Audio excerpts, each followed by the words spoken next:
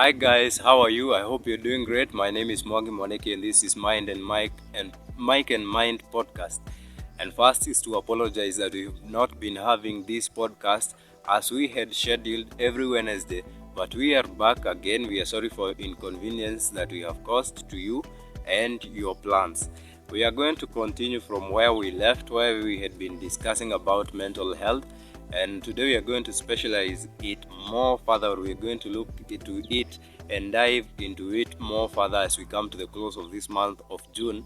We have been celebrating the men's mental health, and that is what we're going to look at today.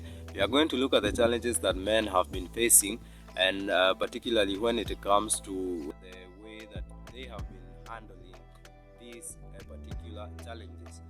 One of the issues that men have been facing is the societal expectations or the stigma.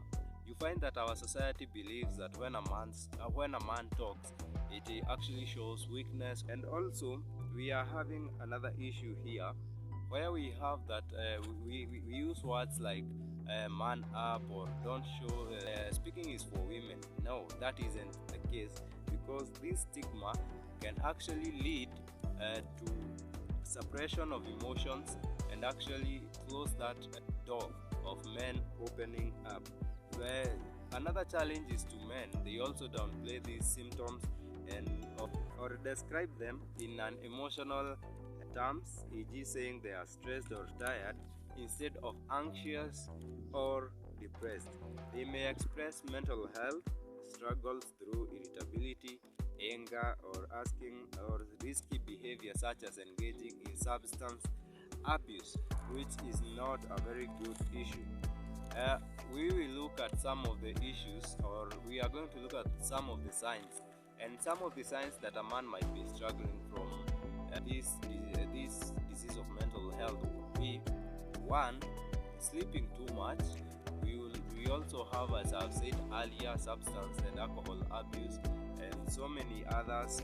Losing interest in something that a man has been loving to do, or things they have loved to do. Let me look at also some of the ways that men use to cope with this disease of mental health. One of them is that therapy sessions, and actually the good news is that men, actually mostly those living in urban areas, have decided to go looking for this help from professionals, and also the young demographics in the country are also looking for the help from professional. Number two is exercise, and physical activity actually help men. Physical activities such as weight lifting and also others, engaging in sports, and also mindfulness and meditating have been helping men to actually deal with these menace of mental health. We look at unhealthy mechanisms that men have been using. These are some of substance abuse and alcohol. Unapata mwanaume anatumia dawa za kulevya sana to just escape the reality.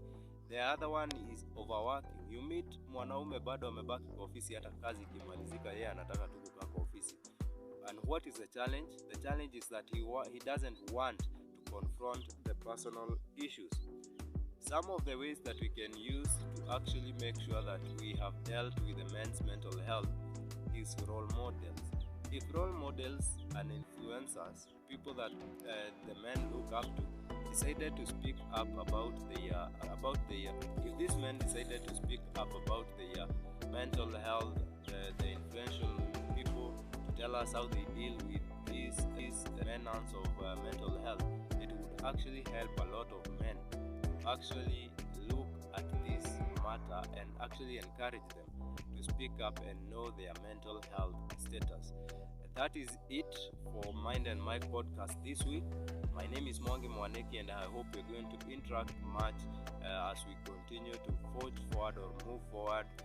Don't you forget to subscribe, like, share, and comment. Bye bye.